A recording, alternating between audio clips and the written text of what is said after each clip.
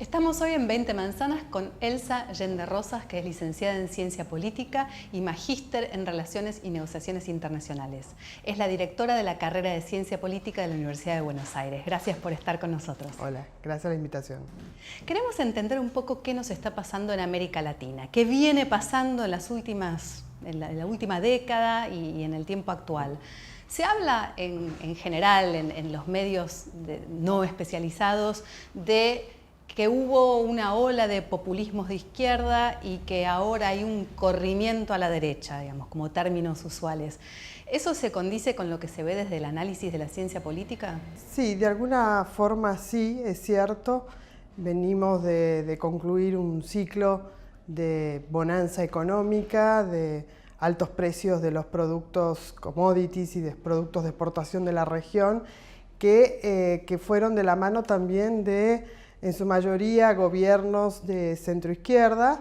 No diría que todos fueron populistas, pero sí que hubo una cierta sintonía ideológica entre una mayoría de gobiernos de la región. Eso concluyó y de la mano de ese proceso económico, de alguna manera el péndulo cambió de dirección y hoy estamos en una región donde hay gobiernos de centro-derecha que están enfrentando una coyuntura macroeconómica y comercial a nivel global distinta.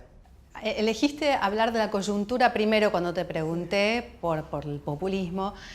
Digamos, ¿es una condición que haya una coyuntura económica favorable internacional para que haya un populismo? ¿O podría ser que en una coyuntura desfavorable también exactamente, sí, no es una condición. El populismo en realidad puede haber populismo político, económico, cultural, y puede haberlos de izquierda o de derecha, ¿no? En realidad es también una modalidad de relacionamiento entre liderazgo y la población. Y en realidad, si comparamos en América Latina con Europa, vemos que los procesos de populismo, lo que llamamos populismos, en ambas regiones tienen contenidos distintos, ¿no? En Europa es un contenido quizás más de rechazo a la inmigración, un contenido mucho más nacionalista, conservador, y quizás en América Latina las experiencias más recientes que vimos se corresponden con populismos más inclusivos, ¿no? Más de derechos, más de incorporar a minorías y a sectores postergados. Hay casos que se despegan, el de México ahora con el nuevo presidente electo López Obrador, está también el caso de Cuba, qué pasa con Cuba después de los Castro, y el caso de Venezuela después de Chávez con un Maduro. Son casos que tal vez no están dentro de esta tendencia que hablábamos y que pueden marcar nuevos horizontes para América Latina. ¿Cómo lo ves? Sí, es cierto. En el caso del nuevo gobierno, nuevo presidente por asumir en México, todavía tenemos bastante incertidumbre sobre cuál será su programa de gobierno y particularmente en lo referido a las relaciones regionales, ¿no? En América Latina. El caso de Cuba es un caso excepcional, excepcionalísimo con respecto al resto de la región, porque es un régimen que permanece en un statu quo. Incluso lo que tiene que ver con la relación con Estados Unidos, hemos visto que no ha modificado sustancialmente a partir de los avances iniciales, los logros en la relación que había tenido el presidente Obama. Todo eso ha quedado de alguna manera paralizado. Y a pesar de la sucesión en el cargo, no hay todavía señales de que haya grandes pasos en un proceso de transformación. Y Venezuela es otro caso también completamente distinto, porque sabemos que es un régimen, a diferencia de lo que dicen un Estado fallido, creo que es todo lo contrario, es un Estado fuerte, fuerte en términos de autoridad, débil obviamente en colapso económico, pero que está en una situación también de statu quo, donde la salida de esa crisis todavía no es visible, particularmente porque no hay una oposición en este momento que esté organizada y que pueda volver a retomar procesos de negociación política, ¿no? Con el oficialismo. ¿Hay algún riesgo de militarización en América Latina en este momento? ¿Te referís con estos casos? Me refiero a que puede haber un exactamente? desborde de Venezuela, digamos, con las fronteras, con la crisis migratoria gigantesca que está habiendo. De hecho, en la frontera con Brasil ya están habiendo mayores fuerzas de gendarmería. ¿Hay algún riesgo de que esto siga avanzando? Lo que hay por el momento es, primero, hasta ahora lo que hemos tenido es una recepción positiva, abierta, una política de puertas abiertas de los países de la región hacia la situación de vulnerabilidad de los desplazados venezolanos. Y hasta ahora venía siendo así. En algunos casos ha comenzado, como mencionabas muy bien, el caso de Brasil, puntualmente en algunos pueblos de frontera, está comenzando a digamos, se envió algunas fuerzas militares efectivamente para controlar la situación de desborde en el trato entre las poblaciones brasileñas y los inmigrantes. Yo creo que lo que se está haciendo ahora es tratando de coordinar. De hecho, ha habido una reunión en Quito de 2 días tratando de establecer políticas comunes, coordinar de alguna manera cómo se van a tratar los desplazados, ¿no? Venezolanos, los que se están refugiando en países de la región. Claro, todavía no se sabe si tienen una categoría de refugiados, exacto, o si son migrantes. Pero porque hay de distinto tipo, ¿no? Algunos que han llegado a países de la región con todos papeles en regla y en situaciones mucho más regulares, y otros que están escapando con lo que pueden, ¿no? No hay antecedentes en América Latina, ¿no? De una migración tan grande. En esta de Sudamérica no, en Centroamérica en los 80 hubo también, por los conflictos, la crisis de Centroamericana, también hubo movimientos parecidos en este sentido, pero lo cierto es que hoy nos interpela como región, ¿no? A Sudamérica y algo más, porque algunos venezolanos están cruzando para países centroamericanos también, ¿no? Hay un sentimiento de hermandad siempre en la cultura, en América Latina, con los hermanos latinoamericanos, la patria grande, etc. ¿Vos ves que se avanza hacia una integración, hacia una solidaridad, o hay procesos que se cortan? ¿Cómo evaluás ese tema? Mira, volviendo al tema de los inmigrantes y de los asilados, si vos recordás la época de las dictaduras militares, muchos de los países de la región recibieron a ciudadanos que necesitaban salir del país. Entonces hay un espíritu de puertas abiertas, de ser solidarios con los países de la región, con ciudadanos de los países de la región. Y la integración como aspiración ha estado presente, siempre nos gusta recordar, desde el siglo XIX, ¿no? Digamos, siempre aparece como una aspiración, como un proyecto a construir y alcanzar. No lo hemos concretado en la forma en la que quisiéramos, no. Las distintas iniciativas han ido, por distintas y diferentes razones, fracasando en el proceso, pero siempre está esa aspiración a construir iniciativas de integración regional que funcionen, ¿no? La Argentina debe ser el país más cerrado de América Latina a nivel económico, ¿no? En términos económicos, sí. Salimos de una situación creo que, tratando de salir de una situación de una economía mucho más cerrada, y creo que este gobierno lo que intenta, y ha intentado en términos de política exterior, es construir esto que dicen una inserción inteligente en el mundo, una inserción diversificada que coloque a Argentina, que le abra oportunidades a Argentina en distintos mercados y que logre comerciar con países en los cuales tenemos una complementariedad, ¿no es cierto? ¿Hay una forma de sortear los obstáculos en esa misión? Porque justamente se propuso una inserción inteligente, al mismo tiempo que vino Trump en Estados Unidos y cerró las persianas con un fuerte proteccionismo, y en general en el mundo se ve esa tendencia. creo que se está encontrando el gobierno con ese obstáculo. Sí. ¿Crees que hay una forma de sortearlo?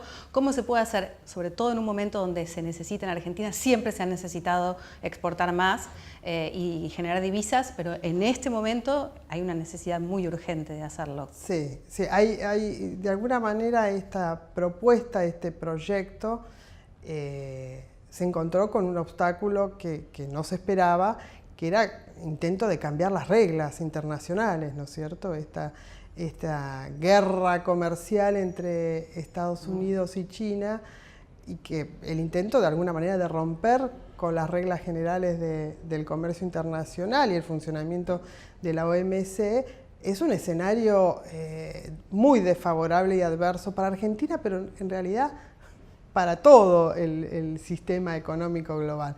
Porque de profundizarse eso, las consecuencias van a ser negativas para todo el sistema, ¿no? En términos de crecimiento, en términos de actividad económica, es decir, no solamente para Argentina.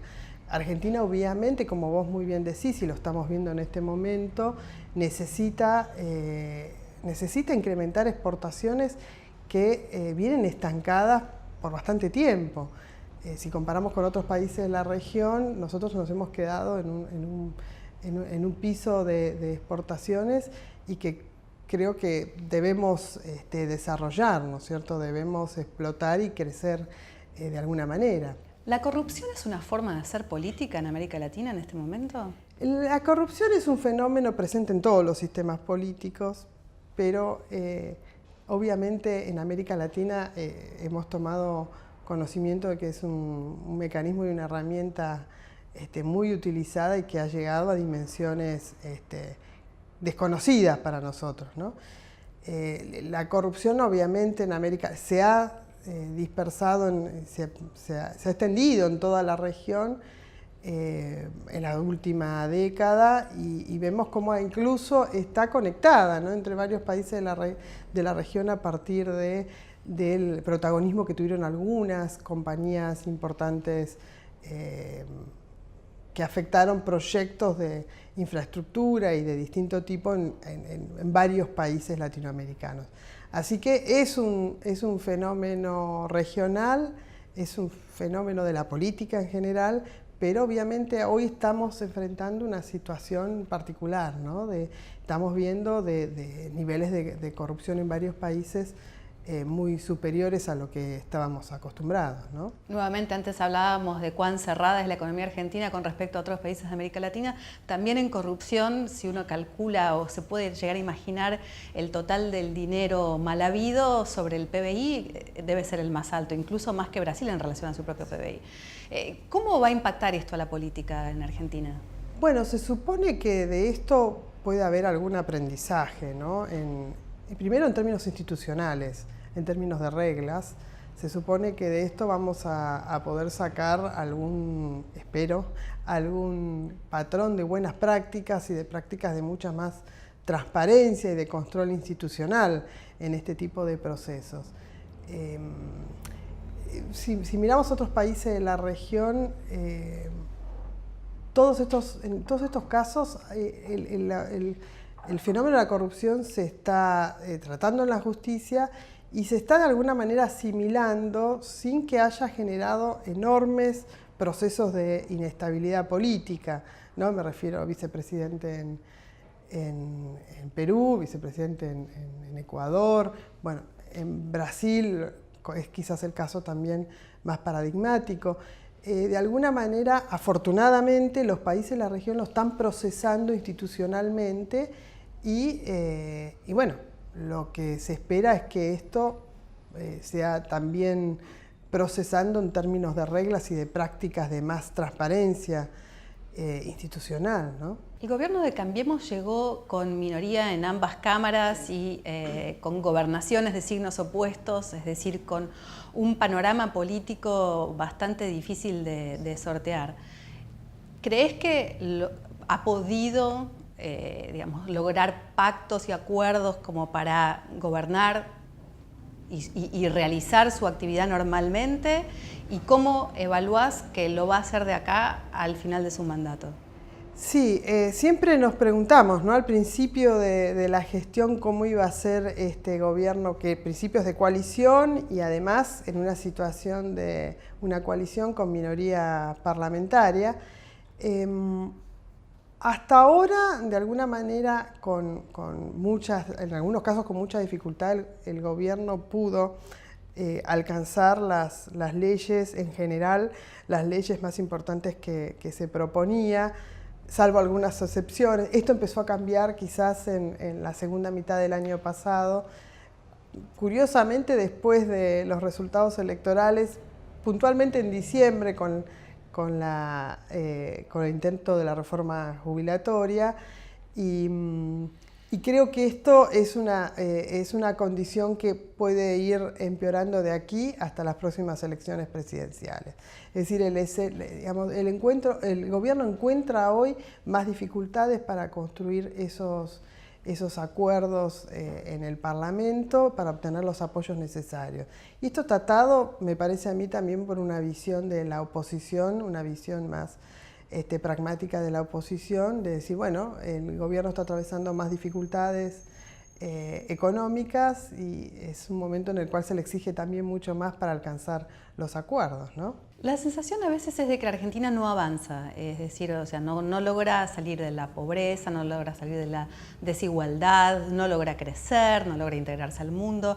¿Vos creés que desde lo político hemos logrado algo, hemos alcanzado algo desde la llegada de la nueva democracia que vino en el 83? Bueno, si lo midemos en términos de derechos, por ejemplo, sí, claramente hemos alcanzado. Hemos obtenido varios derechos de representación, de matrimonio igualitario, representación de las mujeres, por ejemplo. En términos de índices sociales, hemos tenido altibajos, ¿no? Y no hemos dado un salto sustantivo, porque hoy estamos con niveles de pobreza altísimos, mucho peor que 4 décadas atrás. O sea, en los que son patrones o parámetros económicos y sociales, Argentina muestra más bien una declinación y no una mejora, ¿no? Si lo mirás desde el punto de vista de los derechos políticos o libertades individuales y demás, claramente desde la transición a la democracia es una sociedad con muchas más oportunidades, ¿no? Pero es cierto lo que vos planteabas. De alguna manera Argentina continúa en un proceso de declinación, no de mejora. Te puedo preguntar por qué, pero me imagino que va a ser una respuesta muy amplia. No, si tuvieses que darle una recomendación al presidente en este momento, desde la ciencia política, ¿qué le dirías? No son buenas las recomendaciones de los politólogos para...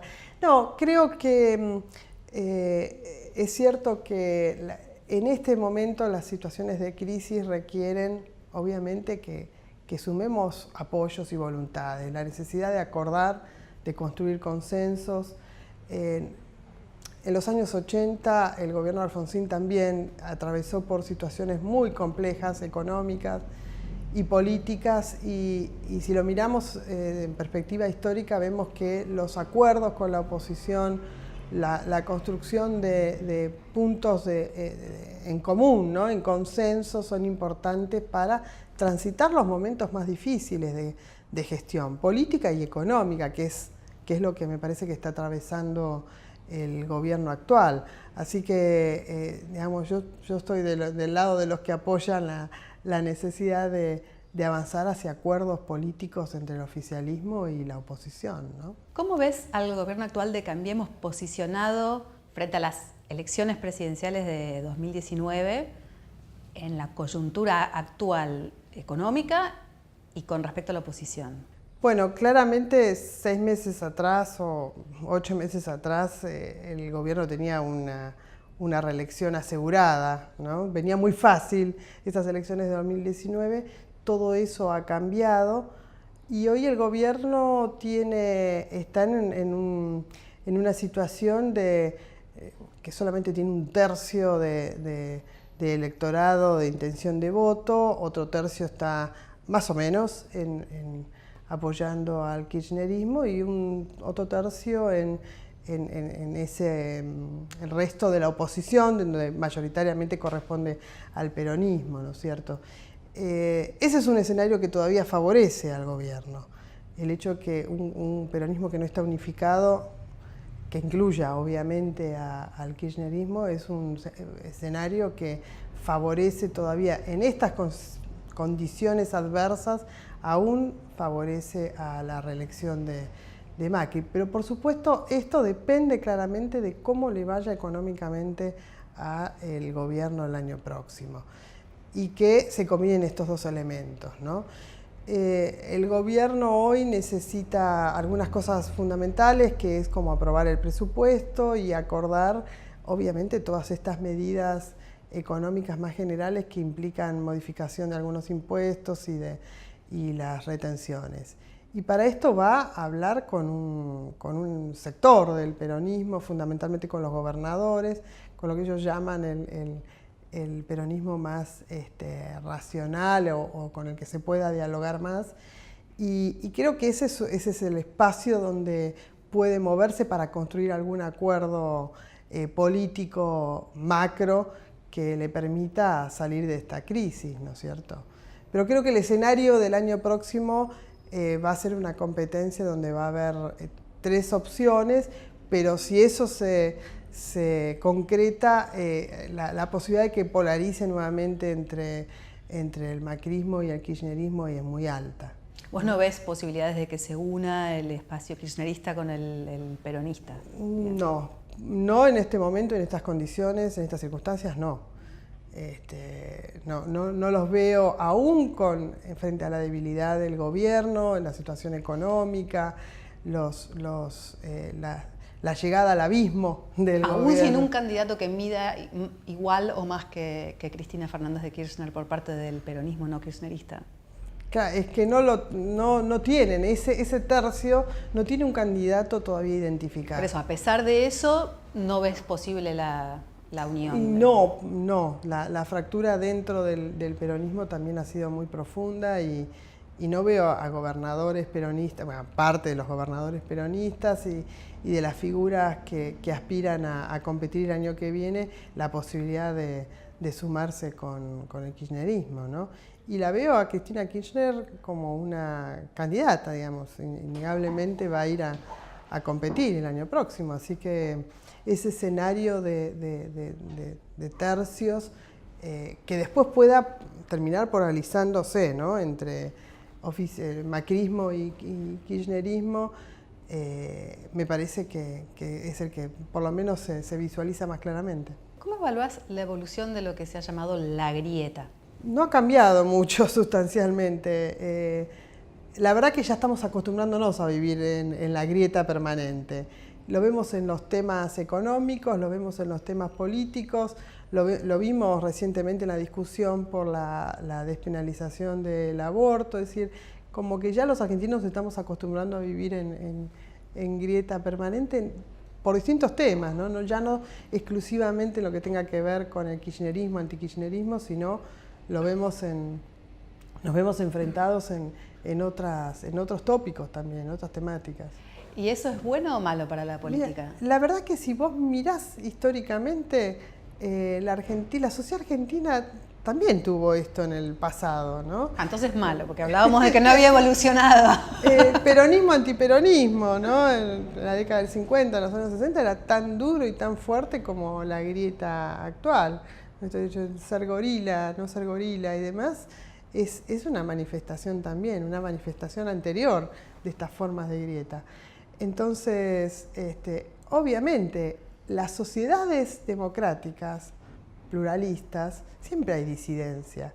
El problema es hasta dónde llega ese nivel de disidencia, si es hasta el enfrentamiento o si es una disidencia en términos de pluralidad.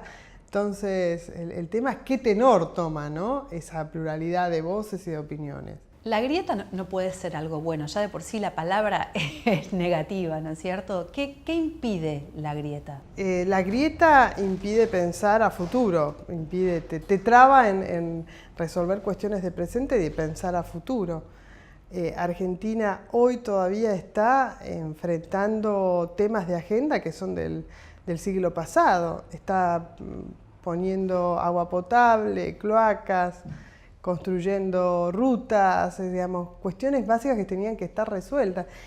Entonces, al mismo tiempo que está resolviendo cosas que tenían que estar ya resueltas casi un siglo atrás, estamos tratando de pensar una agenda futuro, pero en ese medio no hay un consenso general de cómo avanzar en ese sentido, ¿no?